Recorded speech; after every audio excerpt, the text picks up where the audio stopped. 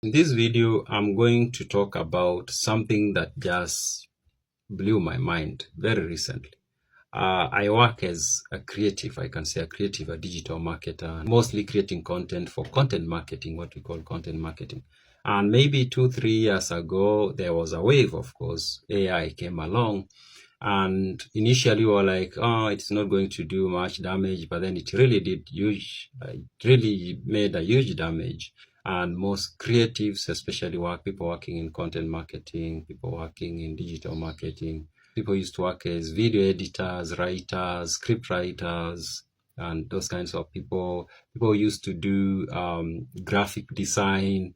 All of a sudden, there were no jobs. Everything dried up. And of course, we became disillusioned and we were like, now AI is here.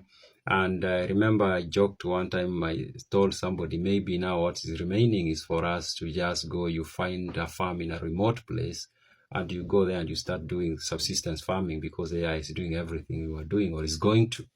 But then recently I realized AI is not changing availability of work. What AI is doing is a new tool.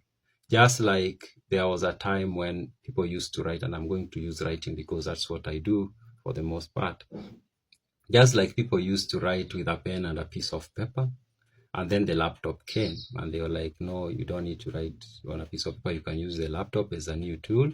I think it's the same thing. And it's the same thing even with painting. Just like people used to paint using the pens and the Canva, and then the computer came, they were like, you no longer need to use the pencil and the Canva to produce images. You can do that using a computer program, and people shifted. And then people started doing that. It's the same thing now. We are shifting from using a computer program, painting using a computer program, to using an artificial intelligence agent. Now, the position or the place of the person using this tool does not change. And that's huge. And I'm going to tell you how. If you are a painter today, I'm going to tell you that your job is not gone. What has gone is the old way of doing things.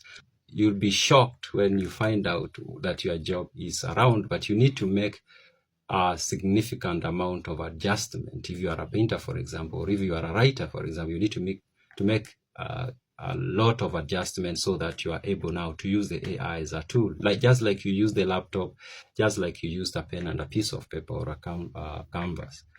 And here is the thing. Right now, most people use AI like it is another Google, asking it questions. But that's not how it's supposed to be used. It's supposed to be given instructions to do what you want. Now, when you think about that, that changes everything. This tool needs instructions from you so that it can do what you want. Now, what do you want? What you want is a vision you have. You have a vision in your head. You have something in your head that you want to be in a particular. That can be a blog post. It can be an image. It can be a piece of song or a music piece. It can be anything really. But it's only you who has that vision in your mind. And that vision can be so detailed. And that is has been the same for thousands of years. The person who painted the Mona Lisa first had to have a vision in his head. And now they needed to transfer that vision into the Canva or into the paper or onto the paper. And that's how we had Mona Lisa. The best music we have, people first have the vision about it, and then they transfer that into a record. With AI, that's going to be the same. You are still going to be the person who has the vision, the person who has that image in their head. If you are a painter, for example, you are still the same person, or you are still the person who is going to have the image in your head, how you want it to be, what tone to have on the image, what mood should it excite from people, should it get out of people, what message should people get out of it? Just like the Mona Lisa is the image, the mood, the tone, everything. It's you who have it. Now, what you are going to do with the AI is to instruct it to deliver that image. That's what you're going to do. If you have a blog post in mind, you understand where it should start and where it should end. Now your work is to give instruction to the AI to just produce that image the way you have it in your head. Now that's where you need to change your skill. The secret is in the prompts. Now, a prompt is the instruction that you give the AI to do something for you. Now, the people who will learn to write the prompts very well are going to be the people who will make the most money in the next few years. For example, the person who used to do graphics needs to learn how to write prompts that will generate the graphics the way they have them in their mind. And if you can do that, then you are a winner. Right now, AI is generating music. But of course, for that music to come out, you need to think about the beats, the rhythm, and everything beforehand. Now you need to take those, the beats, the rhythm, whatever the mood, whatever needs to go into the piece of music, and make it into instructions, a prompt, a detailed prompt, and then feed those instructions into the AI, and then it gives you the music the way you envisioned it. So think of prompting as programming. That's going to be the new programming. And today, most of us should be concentrating on learning how to write prompts, because that's the new programming. And that's where people are going to make money out of. I believe now that the person who is going to be very good at writing prompts for producing music is not going to be the same person who writes prompts for producing graphic designs. Those are going to be different skill sets.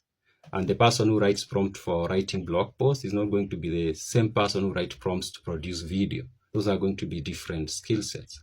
So when you think of it like that, there are going to be limitless opportunities. The list is very long.